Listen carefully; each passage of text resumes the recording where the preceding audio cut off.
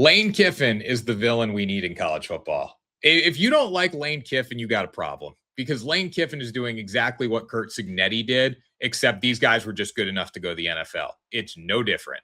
Lane Kiffin is signing guys who have a fifth year of eligibility who have been cut from NFL teams. They are coming back to college. There are two of them right now on the LSU Tigers. Former Ole Miss tight end Daquan Wright. He was with the Browns, I believe. Yes, he was with the Browns. Yep. And then Xavier Harris, who was with the Saints, he got cut there. Former Ole Miss defensive lineman. He's bringing them to Baton Rouge. So the NFL guys are coming to town in Ole Miss. But my thing is, we shouldn't even be calling them NFL guys because they weren't good enough to play in the NFL. That's why they're coming back to college.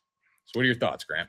Well, yes, you're for the most part, they are. I mean, we talked about in the past, RJ Lewis, who was on the Celtics, he actually got traded. He was in a legit trade package, like things like that. You're kind of cemented in the professional leagues, but to the large degree, you're correct that these players are signing as practice squad guys, or that's what they're hoping to be if they can make it through cuts and whatnot. And so, yes, to a certain degree, we're not talking about superstars or first-round picks or anything like that. I will say that might not be, all that far away.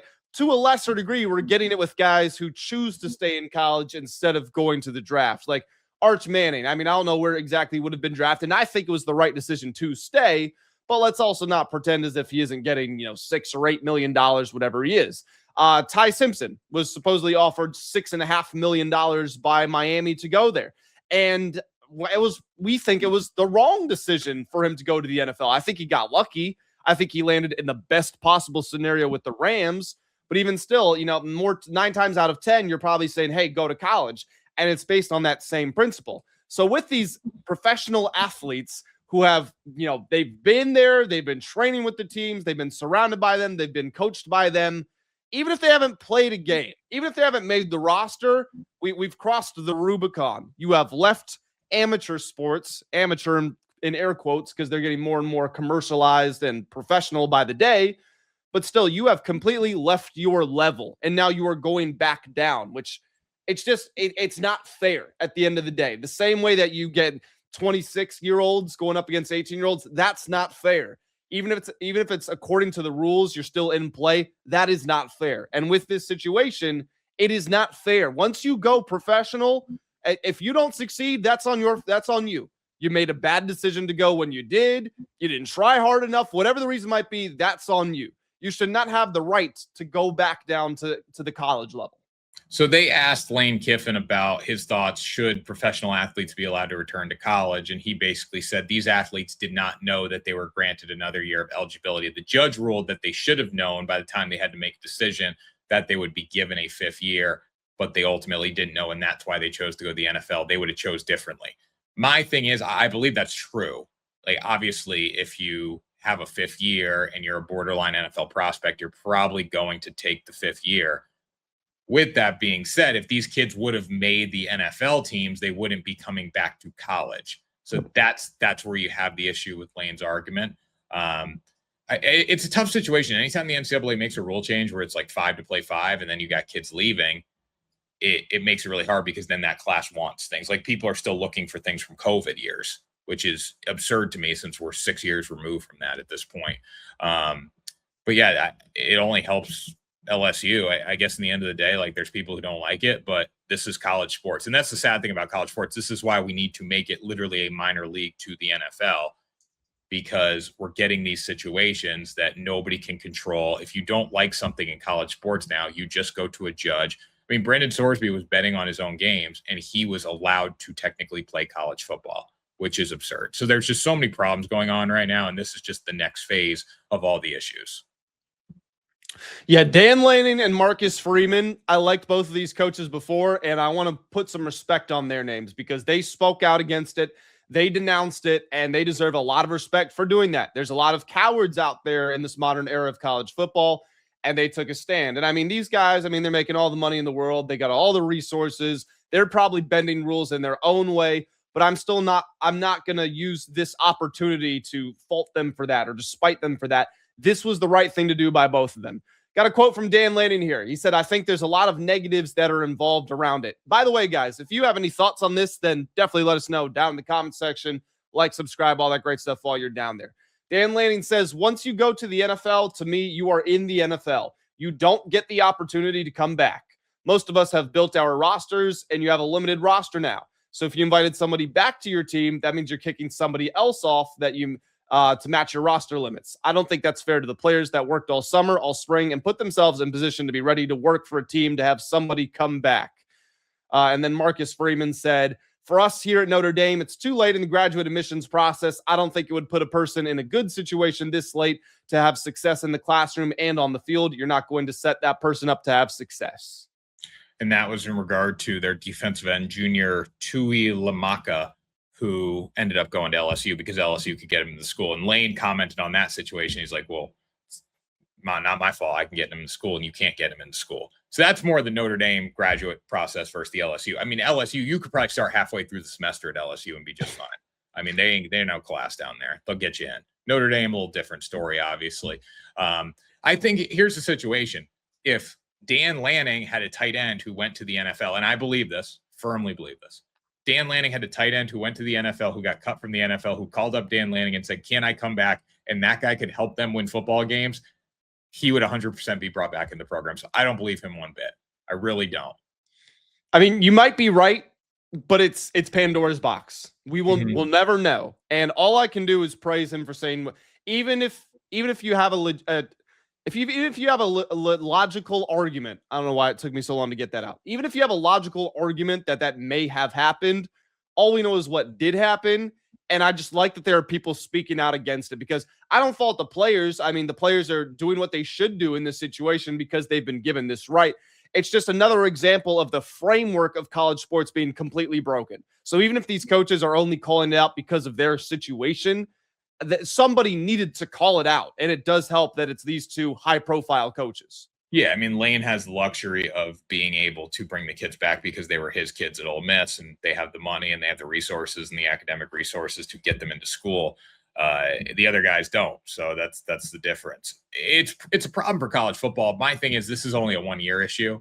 It's a 1-year thing. This is not going to continue year over year, because now we have 5 to play 5. You either leave or you stay. This was a weird situation where these kids from the class of 2022 did not know that they could have played another season. Now, once they found that out, maybe there should have been a deadline in place saying, like, hey, you can go back to school. If you're an undrafted free agent, you might want to head back and leave your professional football team right now instead of bringing it into camp. Because like you did say, you have worked with NFL coaches and strength coaches and learned NFL systems. It's only going to help you. It's like an internship. It's like an advanced internship. Now you're going back to school. I mean, going against like guys in practice that are legitimate. Now you're going back playing against freshmen. That's where it gets a little concerning. But at the same time too, it's a situation that's only going to happen once, where we're always going to have debates on eligibility and all these things. But once guys go to the NFL now in the next year, for the kids who are in the class of 2023, 2024 and all that, we're not going to have this issue, because now it's 5 to play 5 and it's written out. You are right, but this is also just another example of college football is going to continue to have problems because things are so segmented and so divided. This is a 1-year issue. Next year, there will be another 1-year issue. And then they will make the college football playoff 24 teams, and that will create a new issue. And then they'll have a new resolution the following year that creates a new problem, and it's just going to continue to spiral until they get legitimate, structured leadership where everybody is unified in place. The problem is they might just be too far gone. Like, there's just so many people have so many of their own self-interest to protect, and there's different levels and conferences. And I mean, you got the damn SEC talking about breaking off and forming their own athletic federation. Like, I think we're past the mark of no return. How long do you think before we stop acting like these kids go to school, we stop acting like they're there to get an education, and we just call it the NFL minor leagues?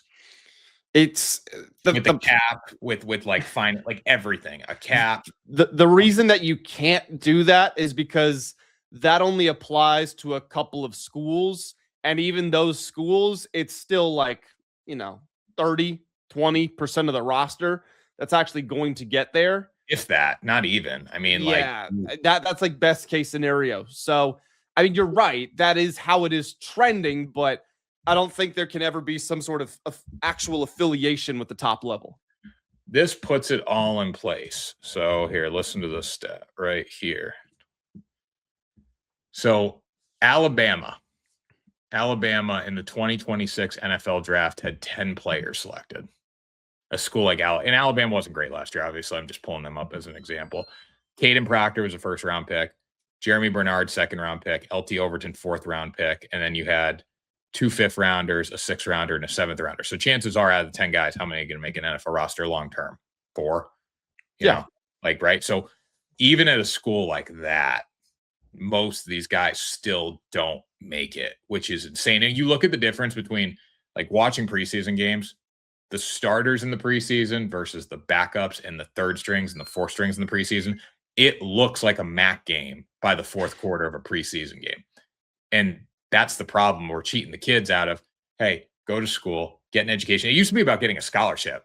It's like the scholarship is not even talked about anymore. Free education. Nobody says that. It's probably, I bet when you go to these high school camps, dude, the coaches aren't even saying that. You're not getting a free education. You're here to get paid. You guys can get paid now. So it's just a little different. Well, speaking of just a little bit different, and speaking of Lane Kiffin, the executive director of Ole Miss's NIL collective, Walker Jones, said on a podcast recently that he had, or the school had, the program had the FBI come in and sweep for bugs in the Manning Center, the complex, the football facility after Lane Kiffin departed.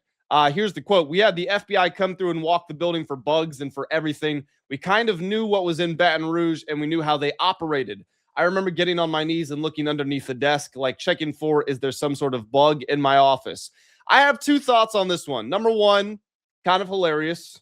I kind of appreciate it. Number 2, when you say we knew how they operated, and Lane Kiffin was coaching at Ole Miss before he went to LSU, did he just self-snitch? Did he just indict himself? If you know how they operate, and we know how Lane is, we know Lane is an agent of chaos, why would you think to go sweep for bugs? You know, is that not an admission that Lane was doing some nefarious activities at Ole Miss? No, not at all. Lane doesn't need Ole Miss's information. I'm assuming this is because like Lane would leave bugs for next season. Is that what we're talking about more so? How do you? Yeah, basically he'll be at LSU listening in on how Ole Miss is planning. Lane Kiffin has Pete Golding's defensive playbook. If anybody knows how to get to Lane Kiffin, it will be, or if anyone gets Pete Golding defensively, it will be Lane Kiffin's offense. I think you could say the same thing the other way around. Pete Golding's defense against Lane Kiffin's offense. I think the thing about offense, though, it's very player driven, right? Like Sam Levitt's not going to be the same player that Trinidad Chambliss was. So like the playbook's going to differ a little bit. I think defensively, we know what the philosophy is. We know what the scheme is. So that's going to be a situation. Like Lane didn't need to bug Ole Miss. Maybe he did, but I wouldn't think he would do that on the way out. That would just create problems. Also, really funny, the FBI did not technically come in. I guess a player whose dad works for the FBI, like Pete Golding came out and said this. Like he made, like the AD made it sound a little too much. A player whose dad worked for the FBI, who lived in town, came in to sweep the place as, you know, FBI would. It's not like the building was raided. It was one guy coming in, like putting his electrical signals to try to find the bugs. There were no bugs. I don't know. It's a weird thing. It's a weird thing to just voluntarily throw out like that, especially when you do phrase it like, yeah, we had the FBI come in and it's just a player's dad. I do think I'm sure Lane is up to some shady shit. Like, let's just be honest. We know who Lane Kiffin is. But I don't know. I disagree with you. I think if you say, yeah, we know how they operate down there, I don't think that's about the institution. I think that's about Lane Kiffin specifically. So I think they're almost saying like, and I mean, this guy, granted, it's not someone directly in the program, right? It's the director of the NIL collective, so a little removed. But even still, if you say I know how he operates, I feel like you are saying, yeah, we saw him do some shady stuff while he was still here. Oh, I'm sure he did shady stuff. They all do shady stuff in college football. I mean, Pete Golding is making illegal calls to Clemson, you know, to his guys. So it all goes together. I think Lane just doesn't hide it. That's the thing about Lane. He does not hide it one bit. It's also like, if we say that we thought Lane bugged our office, and Lane says, well, I can't recruit black kids at Ole Miss because it's much harder with the Confederate flag. Like, it's just, we're just saying stuff. And maybe that is true. Maybe that happened one time, but then Trinidad Chambliss comes out and says that's not true at all, right? So from his perspective. So I think we're just saying stuff in preparation for a big football game that's coming up in a few weeks now. And that football game is going to be one of the biggest of the season. Like, that is going to be insane. LSU Ole Miss. I can't wait. Yeah, we are less than a month away. September 19th, 7:30 p.m. That one is in Oxford. Do we have any? No, we don't have any betting odds for it. Oh, yes, we do. We have Ole Miss favored by 1.5 at home. But yeah, that is going to be the third game of the season for both programs. And again, we are like, about 4 weeks away. And there is a chance that in that game, somebody is not undefeated. That game will be much bigger if somebody's undefeated. But Ole Miss plays Louisville early, I believe. LSU has to go to Clemson early. So there could be some games that cause some problems for each team. But hopefully they're both undefeated, and hopefully we get that game because it is going to be unbelievable. If you guys have any thoughts watching this video, make sure you go on down to the comments, leave them there. Hit the like button while you're down there and subscribe. We are on the push to 1,000 subs, and we hope that you will be on this journey with us.